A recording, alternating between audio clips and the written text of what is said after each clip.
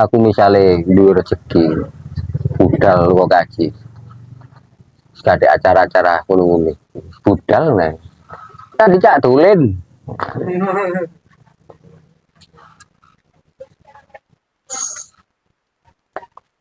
wong niatku karena kecintaanku kepada Rasulullah, karena beliau mempunyai leluhur kanjeng Nabi Ibrahim, punya petilasan namanya Ka'bah. Ya uniknya lagi, kue berangkat jauh-jauh ke sana, tapi sementara petilasan leluhurmu tidak kamu kunjung. Itu lebih lucu lagi. Padahal maksud kanjeng Nabi itu memberikan ajaran, hargailah leluhurmu seperti aku menghargai leluhurku, yaitu Nabi Ibrahim yang mempunyai petilasan, yaitu Ka'bah. Nah, pelajaran itu yang disampaikan sebenarnya, agar kau tidak melupakan leluhurmu yang ada di sini. Bukankah Islam itu mengajarkan untuk mengenal dirimu sendiri dan menjadi dirimu sendiri?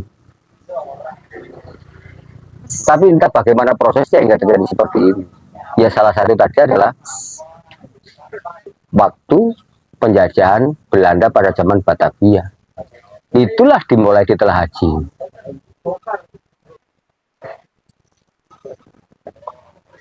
Hanya untuk mengetahui orang-orang pribumi yang berangkat ke Mekah. Akhirnya diberikan titel haji.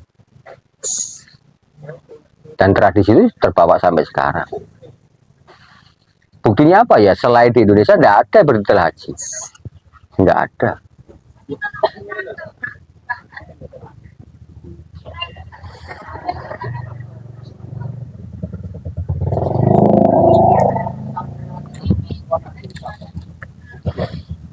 Wis, ono sendiri pertanyaan.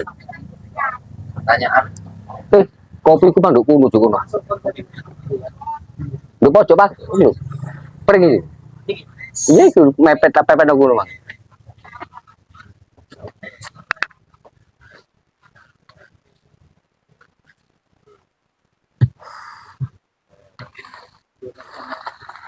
Pertanyaan.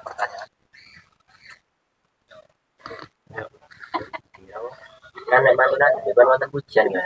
Nek pujian ya pelan-pelan wonten malah bukan pujian malah akan mengajak kebaikan tapi kok jadi pujian nih.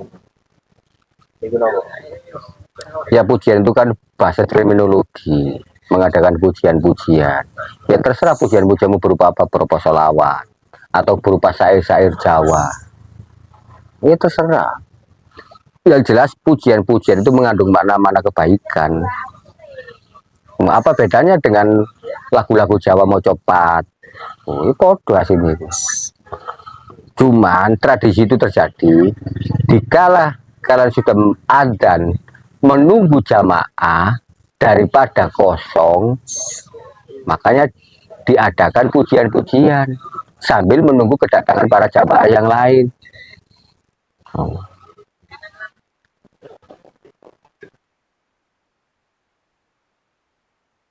Aku takon, apa yang di Arab ya kaya ngono? Oh, enggak. Itu kan kebijakan lokal yang ada di sini. Setelah adzan sambil menunggu jamaah-jamaah dari yang lain, maka dilakukanlah pujian-pujian. Nek wis mlumpuh dikomati. Dan itu adanya hanya di Indonesia iki. Itu kan kebijakan-kebijakan yang diambil oleh orang-orang terdahulu. Ya nggak salah, karena apa? Di dalam pujian-pujian itu ada hikmah-hikmah kebaikan.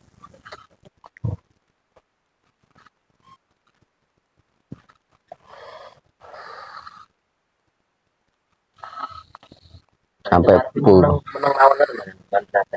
Yes, apamu belok agama sebelah, bukan agama sebelah. Ya saudara kita Islam yang di sebelah ini. Ada nggak pujian? Enggak. Ya itu kan karena orang-orang NU, golongan orang NU ambil kebijakan seperti itu. Lalu aku sebagai jen masuk aku pujian. Spontan sopo. Kuwi sebagai cen puja dhisik baru lu komat ngono. Ya lucu.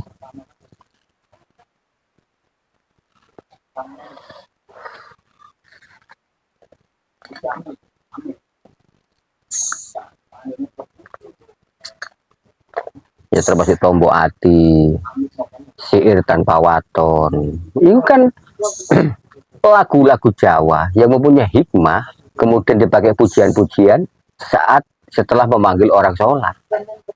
Sambil menunggu jamaah-jamaah yang lain diisilah pujian-pujian itu. Yang isinya ya tentang kebaikan-kebaikan.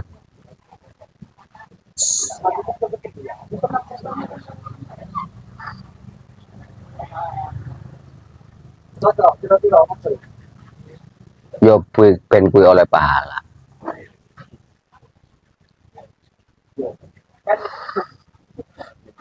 Pahala itu kan suatu kebaikan dan harus dinyatakan. Makanya setiap kalimat, setiap kata harus ada pertanggungjawaban perbuatan. Contoh, sopo sing sholat bakal oleh pahala. Apa? Hakikat sholat itu mencegah perbuatan keji dan mungkar. Itulah kebaikan-kebaikan dari orang-orang yang sholat. Dikala kamu melakukan untuk mencegah perbuatan keji dan mungkar, ya itulah pahala. Jika itu kau lakukan, maka kau akan mendapatkan rahmat dari Allah. Orang masuk surga itu bukan karena banyaknya pahala, bukan karena tekunnya beribadah. Orang bisa masuk surga secara syariat hakikat itu karena rahmat Allah, bukan poin-poin pahala yang kamu kumpulkan, bukan dari tekunnya kamu beribadah, tetapi nilai-nilai ritual-ritual yang teraplikasi dalam perbuatan keseharian itulah pahala. Dari pahala perbuatan baik itulah turun rahmat Allah hingga kau bisa masuk ke surga. Jadi kesimpulan dari syariat hakikat adalah surga tidak bisa dicapai dengan banyaknya pahala. Surga itu tidak bisa dicapai dengan banyaknya ibadah. Tapi surga itu atas rahmat Allah.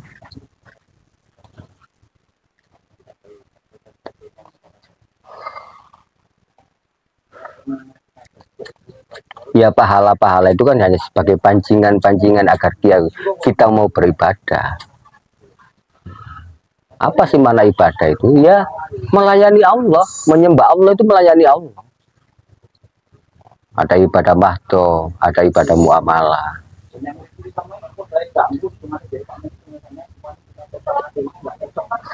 Ya tujuannya untuk mencapai ridho Allah. Ya memang iya.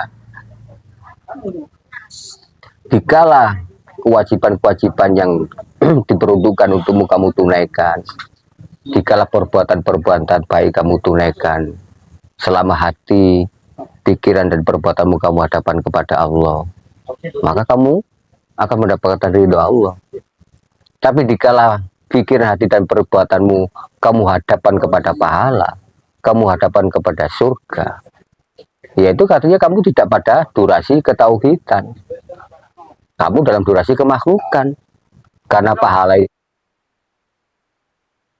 kan, padahal intinya kita beribadah itu menyembah Allah, bukan yang selain Allah. Mana berhati-hati dalam menata niat itu. Yang dalam niat itu kan ada pikiran, hati dan perbuatan. Sudahkah niatmu kepada Allah? Kepada Allah. Selama ibadah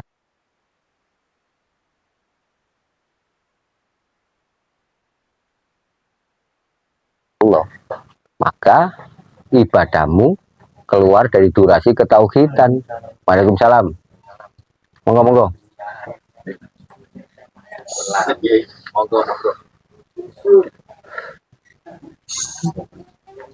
Nah, alhamdulillah.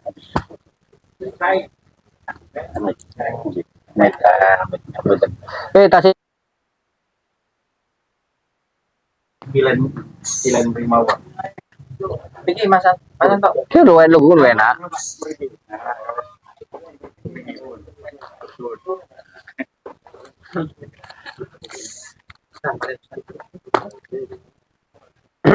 Jadi kuncinya tauhid itu yang kuno kuwi berkali-kali aku sampaikan. Hadapkanlah pikiran, hati dan perbuatanmu kepada Allah. Hingga apa yang kamu lakukan dalam durasi kebaikan itu sebagai bentuk ibadah. Tapi banyak orang yang lupa ibadah hanya karena pahala, ibadah hanya karena surga. Allah hanya dijadikan sarana untuk mencapai surga. Padahal tujuan ibadah itu hanya kepada Allah, bukan ke surga. Nah, ini harus diluruskan dalam pemikiran kita ini, diluruskan dalam niat kita ini.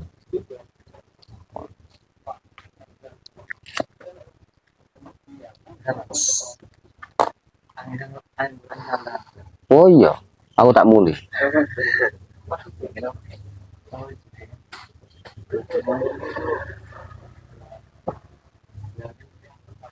Hah?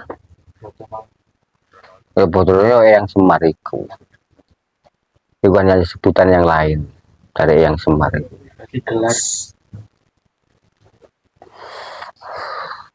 Ya begitu pula Semar bisa dikiaskan cerita-cerita pewayangan. Tapi Semar itu kan sejati sing samar yang ada di setiap diri manusia. Samar tapi ono.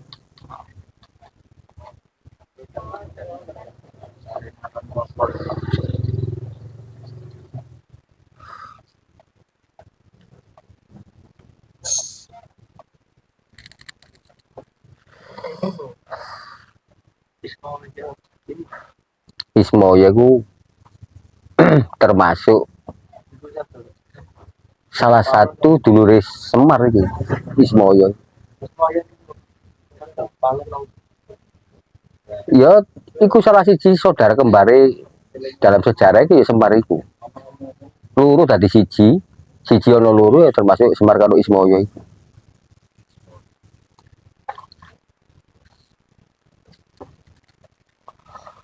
Kaya endok karo putune endok. Sejatine siji. Tapi nek pecah rupote loro.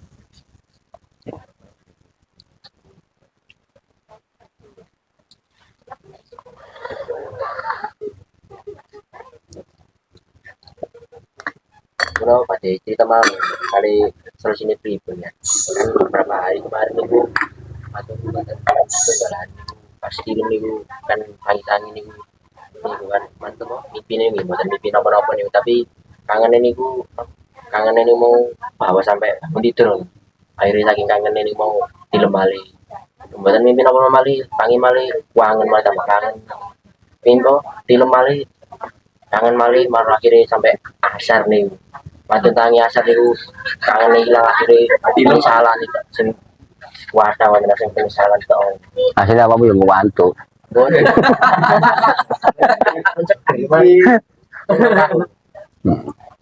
Ya itu hanya dirimu yang tahu lah. Bisa karena ya memang panggilan jiwa, karena saat pertemuanmu di saat kamu tidur, ada juga karena kamu males tangi karena ngewantu gak turu sedino, hingga aku ngelilir turu maneh, ngelilir turu maneh. Ya itu yang tahu kan dirimu sendiri. Kebenaran itu yang tahu dirimu sendiri. Ya kalau memang kangen ya bersyukurlah kamu punya rasa kangen itu, rasa mahabbah kepada Allah itu. Nggak perjumpaanmu di dalam tidurmu. Oleh turu maneh karena kangen. Tapi turu maneh karena ngewantu iki ono. Iki biasa iki.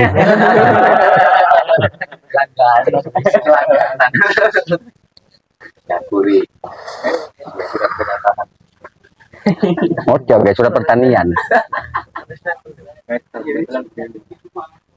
kita datangnya ini mana kalau mau datang nama di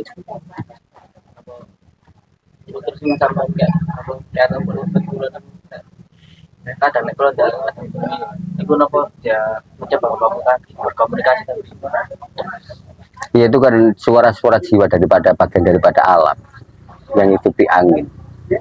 Ini bisa kamu maknai mereka sedang berzikir kepada Allah. Tergantung pemaknaanmu.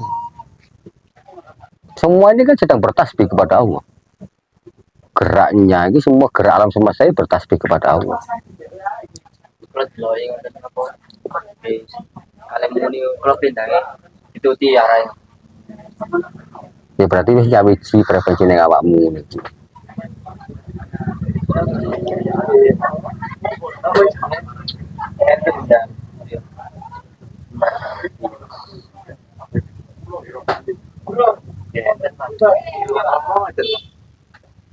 Bahasa apa iku?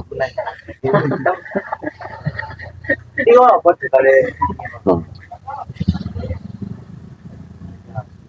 Ya ini kan hanya simbol-simbol alam sih. Aku kan sengaja menempatkan ono sing urip nang ngone angin iku ya manuk, sing urip nang ngone banyu iku ya iwak, nang darat itu ya kucing. Nah, ini kan simbol-simbol alam yang saya ambil untuk menyatukan frekuensi. Ngeramut kembang itu simbol-simbol alam.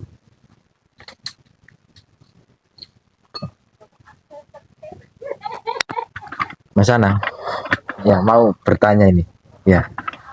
Kenapa rata-rata orang ketika masa transisi menuju ke spiritual itu rata-rata dihancurkan kehidupannya, terkadang finansialnya, terus pokoknya terjadi kehancuran lah di dalam dirinya, termasuk hidupnya, teman-temannya pada menjauh, terus pemahaman juga lede lah, apa, sangat berantakan. Itu kenapa Mas Anang rata-rata orang spiritual ini? Ya karena dalam rangka kamu ingin dibersihkan daripada kemelekatan kemakhlukan dan keduniawian. Salah satu durasinya di situ. Selama ini kamu kaya hingga kamu lupa kepada Allah. Kamu punya komunitas berkumpul dengan teman-temanmu, kamu lupa kepada Allah. Ya itu termasuk hartamu, jabatanmu, status sosialmu yang membuat lupa kepada Allah. Dihancurkanlah semuanya agar tidak satu pun tersisa. Dan pada akhirnya di titik nadir yang kamu ingat hanya Allah. Jadi hikmahnya di situ. Bukan maksud Allah itu kejam. Justru sebaliknya, bagi orang-orang tasawuf, mereka mengetahui itu sebagai bentuk pensucian jiwa agar tidak melekat kepada dunia, agar tidak melekat kepada kemakhlukan. Tujuannya dibersihkan total ini. Dan itu bukan musibah, itu malah suatu rahmat bagi orang-orang yang tahu rahasianya. Tapi orang-orang yang tidak tahu rahasianya karena kemelekatannya kepada dunia, akhirnya dia mengatakan itu musibah, itu ujian.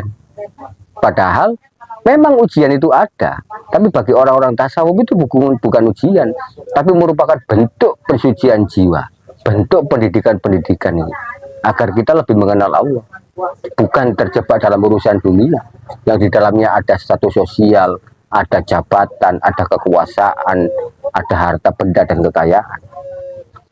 Bukankah di dalam Al-Quran Allah mengatakan bahwa dunia ini tipu daya? Maksud Allah agar kamu tidak tertipu oleh dunia ini. Jika Allah menghendaki, dihancurkanlah semuanya apa yang dia miliki, termasuk lingkungannya dia berada ini, dihancurkan semua. Hingga pada suatu titik nadir yang dia ingat hanya Allah, dan tidak ada orang yang bisa menolong dia selain dia berharap kepada Allah. Itu yang ditunggu di situ. Bukan Allah itu kejam, malah sebaliknya itulah rahmat Allah. Bukankah sudah aku katakan, Allah itu memiliki 4 undangan.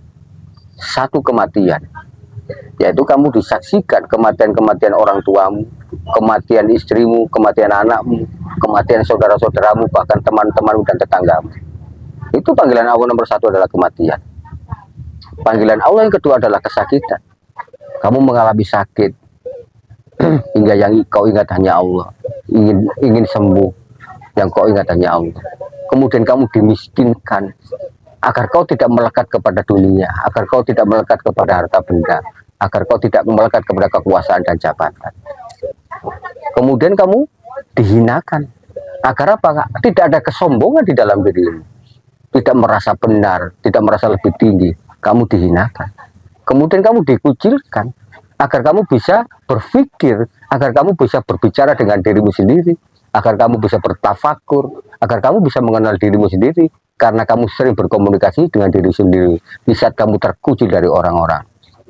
Makanya kesendirian itu adalah salah satu jalan untuk mengenal diri. Iya.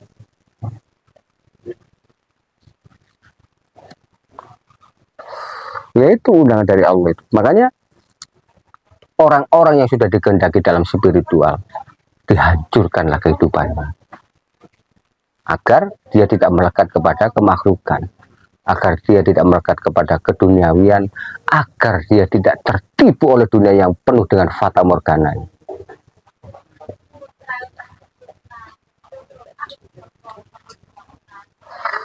Bagi orang-orang yang tidak mengenal Allah, maka itu dikatakan musibah. Tapi bagi orang-orang yang mengenal Allah, itu bukan musibah, tapi itulah bentuk pensucian jiwa, menghapuskan semua kemelekatan-kemelekatan.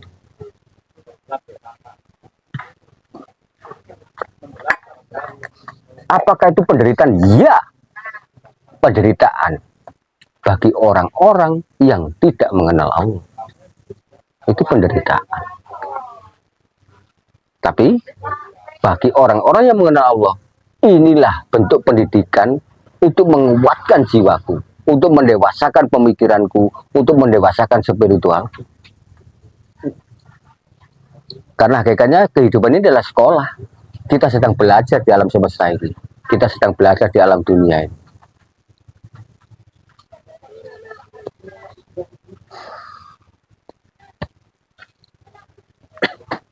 Makanya ada salah satu seseorang yang selama ini aku terkagum-kagum dengan kata-katanya. Jika kau datang ke kampung cinta, selamat datang derita. Kenapa dia bilang selamat datang di kampung cinta, selamat datang derita? Karena cinta itu butuh pengorbanan. Dan dalam pengorbanan itulah kamu merasakan penderitaan. Tapi sesungguhnya penderitaan adalah sebuah pengorbanan untuk menggapai cinta itu sendiri. Akan menjadi omong kosong kamu menjunjung tinggi nilai cinta tanpa pengorbanan. Seperti pembual yang bermulut gombal. Kau mencintai istrimu, kamu bekerja, pikiranmu, tenagamu kamu curahkan hingga keringatmu menetes, bahkan kadang-kadang nyawa pun jadi taruhannya. Itu kan bentuk pengorbanan. Dan dalam bekerja pun itu adalah penderitaan. Karena kemauan manusia itu duduk manis, punya uang banyak. Tapi kamu disuruh bekerja, secara fisik kamu menderita. Itulah penderitaan. Tapi itu orang-orang tidak memahami, belum mengenal Tuhannya, belum mengenal dirinya. Tapi bagi orang-orang sudah mengenal Tuhannya dan mengenal dirinya, pengorbanan itu bukan penderitaan, tapi suatu perjuangan yang harus dilakukan.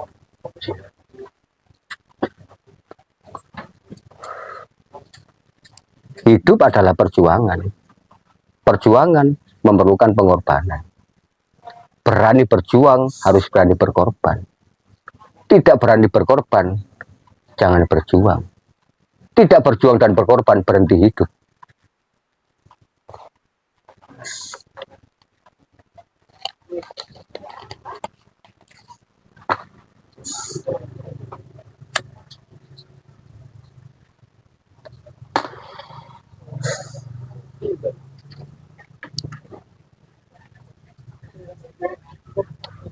Kue ngaji nang kene yo mengorbankan waktumu bermain. Kue ngaji nang kene pada saat ini beberapa jam ini mengorbankan waktu mudamu. Mana yang tidak pengorbanan? Semua pengorbanan. Hingga Al-Quran juga mengatakan, sering aku ucapkan, jika surgaku buka hanya selebar jarum, maka kamu rela merangkak sampai berdarah-darah. Bukankah itu pengorbanan? Bukankah itu penderitaan?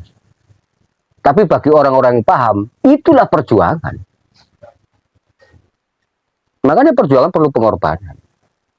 Tidak berani berkorban, jangan berjuang. Tidak berkorban dan berjuang, ya berhenti hidup.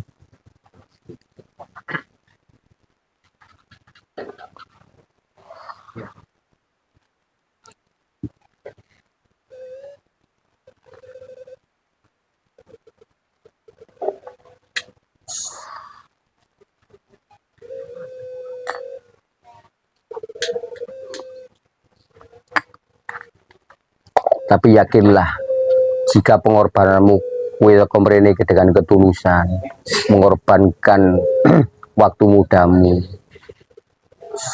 untuk mencapai suatu kebaikan, untuk mencapai kemuliaan, ya insya Allah akan tercapai. Tergantung gede niatmu karo istiqomahmu.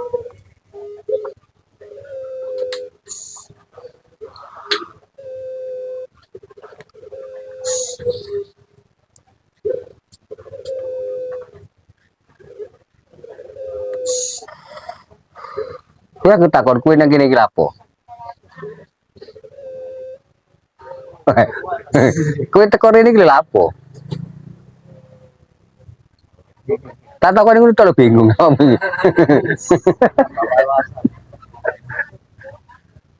Padha tak takon ngene. Tujuanmu iku apa? Bingung.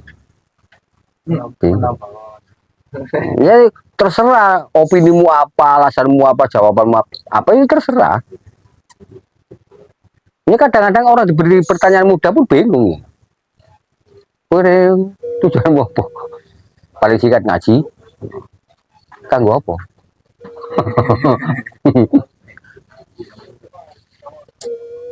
Termasuk pertanyaan sangat mudah dan susah dijawab.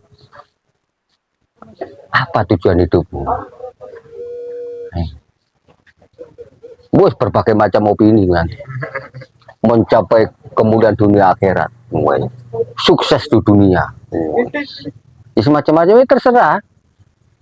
Terserah. Tapi bagi orang-orang tauhid, apa tujuan hidupmu? Kembali kepada Allah. Ini wong tauhid. Bagaimana cara kembali kepada Allah? Ya memenuhi kehidupan ini.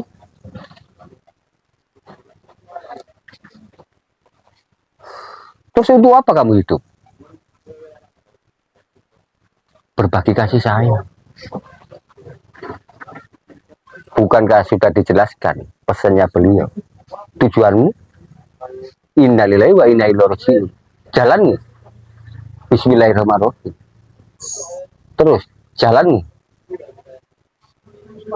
kendaraanmu, bensinmu.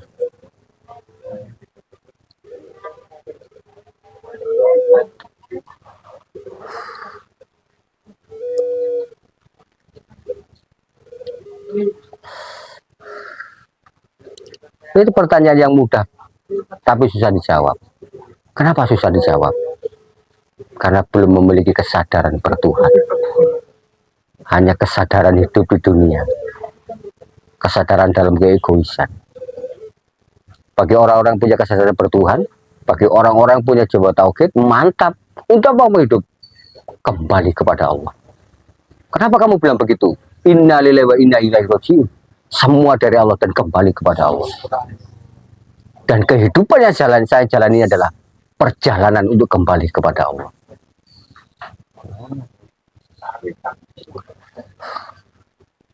Dunia ini bukan tempat tinggal. Dunia ini tempat meninggal. Pasti akan kamu tinggalkan. Lalu kenapa kamu tertipu hingga seakan-akan kamu hidup selama-lamanya? Ya terserah dirimu sendiri. Tapi kalau sudah belajar tauhid akan paham bahwa kehidupan ini hanya lintasan-lintasan untuk kembali kepada Allah. Dunia adalah jembatan-jembatan untuk kembali kepada Allah. Jika sebuah kapal tidak memiliki tujuan pelabuhan, maka dia akan terombang-ambing di samudra. Sama dengan dirimu. Jika kamu tidak punya tujuan hidup untuk kembali kepada Allah, ibarat kamu berada di lautan yang luas, di samudra yang luas, kamu akan terombang-ambing di samudra kehidupan ini tanpa tahu arah tujuan.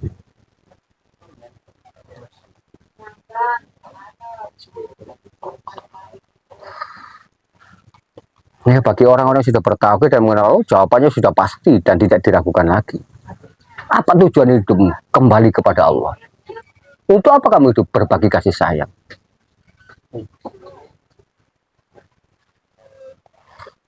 Selamat.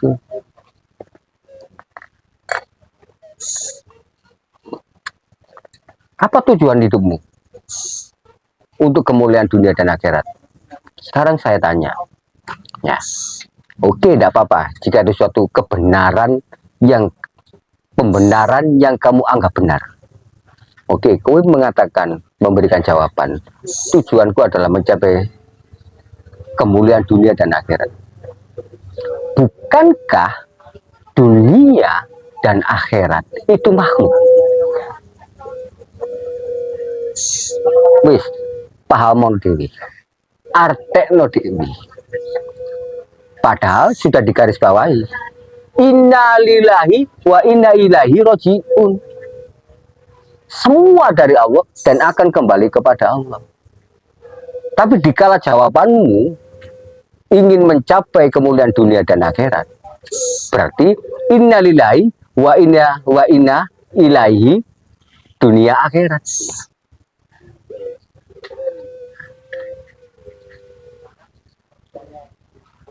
Yo, ini kan hanya pendapat. Masing-masing orang punya pendapat. Nah, kita harus bisa menghargai perbedaan-perbedaan dalam berpendapat.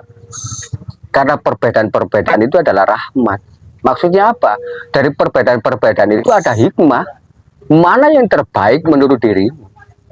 Ya terserah, nggak ada yang salah.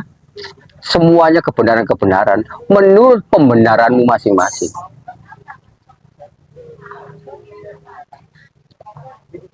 Ya kalau kamu masuk dalam kurikulum tauhid, sudah jelas tujuanmu. Kembali kepada Allah. Nah, nanti terserah Allah. Mau memberikan kemuliaan atau bagaimana, itu terserah Allah. Yang jelas tujuanmu hanya satu, kembali kepada Allah.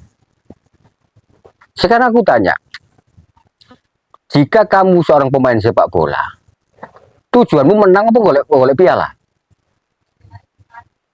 Menang toh. Nah, ibarat menang itu Allah, dan piala adalah efek daripada kemenanganmu. Sekarang mungkinkah kamu berlatih, lari, berlatih untuk naik gunung, turun gunung, menguji fisikmu hanya untuk mencapai piala? Yang kamu capai adalah, yang kamu ingin adalah kemenangan, bukan piala. Sedangkan surga adalah piala. Prakteknya dalam kehidupan, setelah kamu menang dalam bersepak bola dan menerima piala, akhirnya piala itu kamu taruh di rumah. Tapi yang kamu banggakan, kamu bawa kemana-mana adalah kemenanganmu, bukan pialamu.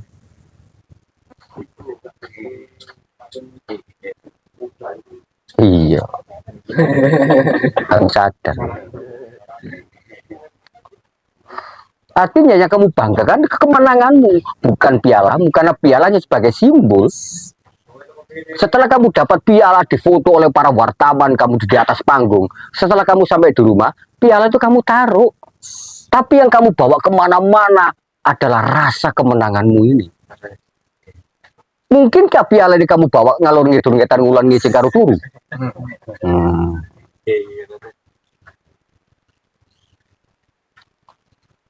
Surga itu hanya piala, efek daripada kemenangan. Makanya di dalam adzan, mari menuju kemenangan. Tidak ayu mendapatkan piala Anda.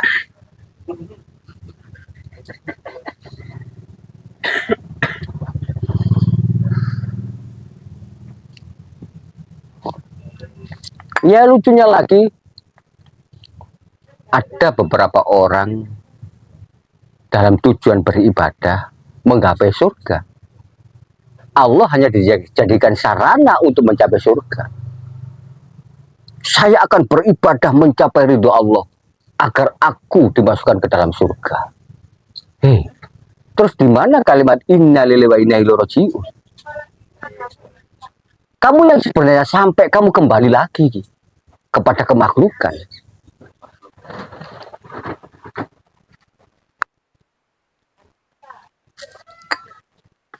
Jadi orang-orang yang punya pemikiran seperti itu hanya memanfaatkan Allah untuk mencapai surga, bukan pakem di dalam inna lillahi wa inna ilaihi raji'un. Semua dari Allah dan akan kembali kepada Allah.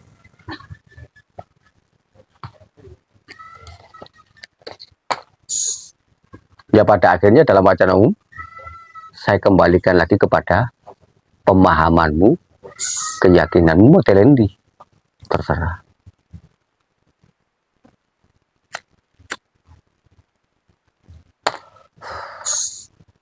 Saya mau tanya sekarang, apakah surga itu abadi?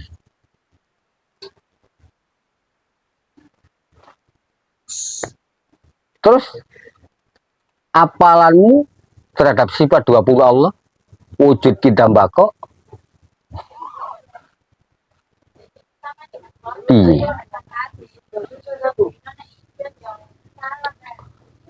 artinya gini loh, di dalam Al-Quran menjelaskan, kamu akan kekal di dalamnya. Artinya apa? Kamu akan kekal di surga selama surga itu ada. Dan surga itu tidak akan pernah kekal, karena yang kekal hanya Allah. Kalau tujuanmu ibadahnya kepada surga, maka kamu beribadah menuju pada ketidakkekalan. Karena surga itu tidak kekal. Kamu berada di surga selama surga itu ada. Kalau surga sudah ditiadakan oleh Allah, bagaimana? Karena kan yang kekal hanya Allah. Kamu kekal di dalam surga. Artinya selama surga itu ada. Kalau surga sudah ditiadakan oleh Allah,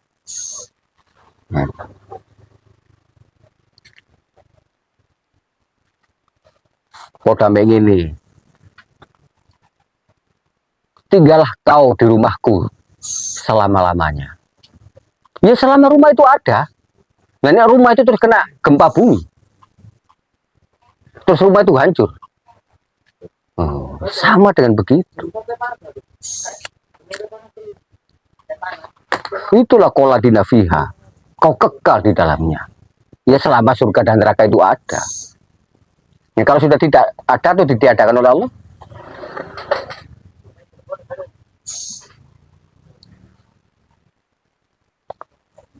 tapi apa yang terjadi dalam acara umum? Dalam beribadah kita tergila-gila oleh surga. Hingga Allah hanya dijadikan pantulan-pantulan untuk mencapai surga. Tauhidnya bengkok.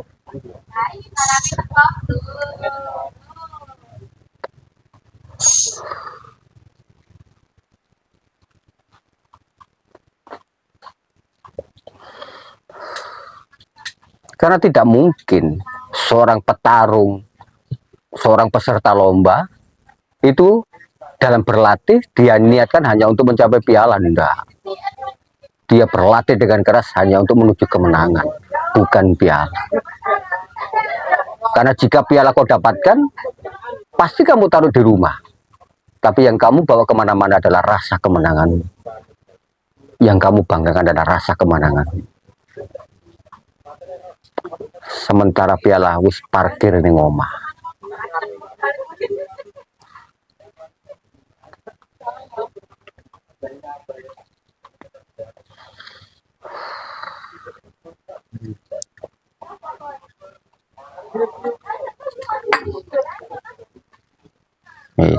Dicerna pemahaman ini dipahami, ambil kesimpulannya lebih bijak. Jangan sampai kalian tersesat. Karena apa? Belum mengetahui dengan pasti apa tujuan hidupmu.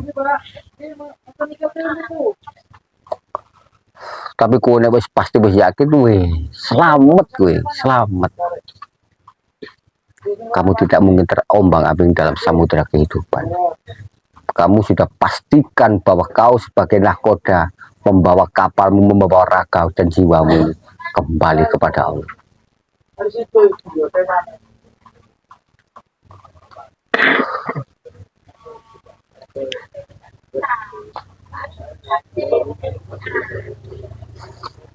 Makanya hadapkan pikiran, hati dan perbuatanmu hanya kepada Allah.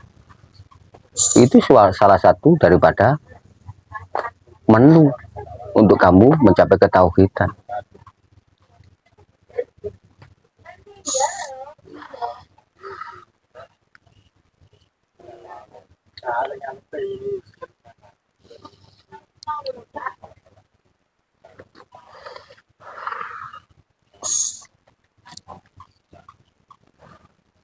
Ya Mas Anang, mau bertanya lagi seputar spiritual kembali kepada Allah ya.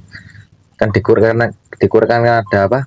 Di Quran itu ada wahai jiwa-jiwa yang tenang, terus maka masuklah ke dalam surgaku dan ridhoku, kan seperti itu. Berarti di situ ada proses harus sempurna jiwanya sebelum kembali kepada Allah di dunia ini Mas Anang. Nah, apakah untuk perjalanan di dunia ini sebelum sempurna atau proses penyempurnaan itu cukup dengan mandiri seperti apa, meditasi, laku baik, atau memang butuh khusus guru spiritual Mas Ana? Ya, opini. Memiliki guru itu wajib sebagai pembimbing. Setelah kamu berlaku atas pemahamanmu dari gurumu, maka tekuni terhadap apa yang kamu pahami. Dan proses-proses kehidupan ini adalah proses-proses penyempurnaan jiwa. Karena awalnya kamu begitu sempurna diciptakan ini, dengan segala kesucian dirimu ini. Tapi begitu kamu diturunkan di dunia ini, yang penuh dengan kehinaan dan kekotoran ini, maka kamu harus berjuang mempertahankan kesucian jiwamu. Yaitu karena awalnya kamu itu sempurna, diciptakan Allah yang maha sempurna, maka ciptaan Allah juga sempurna, wujud dirimu. Tapi kamu diberikan drama dalam kehidupan ini. Mampukah kamu mempertahankan kesempurnaan? Mampukah kamu mempertahankan kesucian jiwamu? Wahai jiwa-jiwa yang tenang, kembalilah kau kepada Tuhan. Karena hanya jiwa-jiwa yang tenang yang bisa kembali kepada Allah.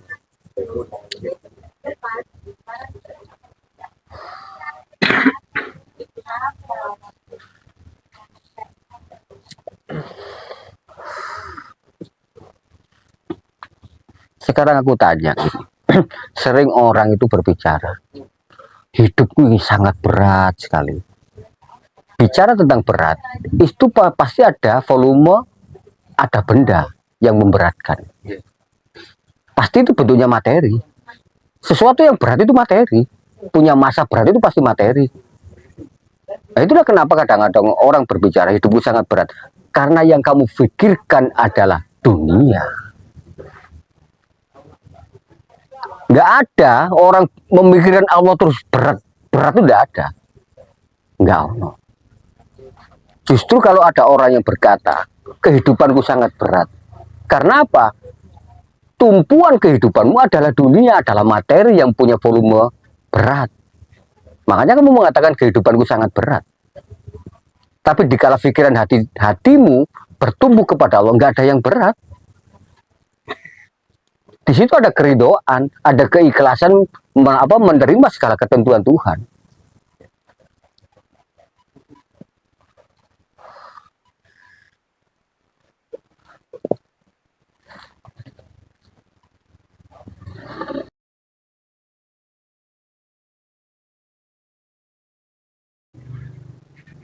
Cincin itu aja perwujudan daripada cinta itu.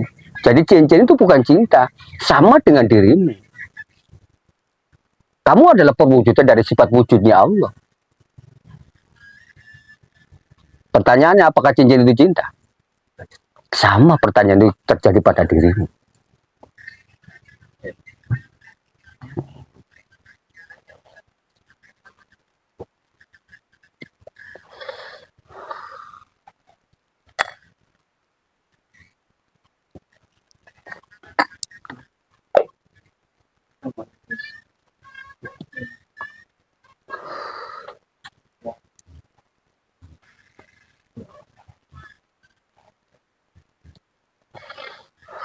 Makanya berhati-hati dalam berucap. Maknai dulu, resapi dulu. Jangan sampai melampaui batas. Terlalu pede. Pede oleh, tapi terlalu kau. Kok sampai fanatik. Fanatik itu perlu, tapi kalau terlalu fanatik, kamu akan mengecewakan orang-orang di sekeliling.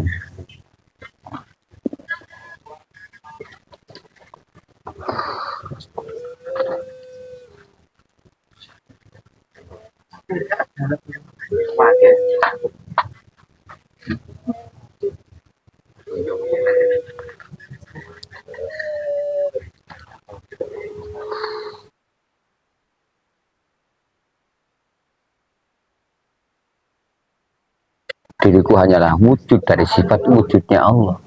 Seperti cincin itu. Cincin itu hanya perwujud daripada cinta. Tapi cincin itu bukan cinta.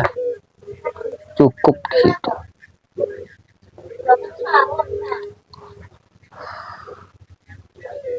Wis makna ono sing tak tulis iku. Insya Allah kowe paham. Itu di mana? Kowe akan paham keberadaan dirimu di mana. Cok, terlalu GR.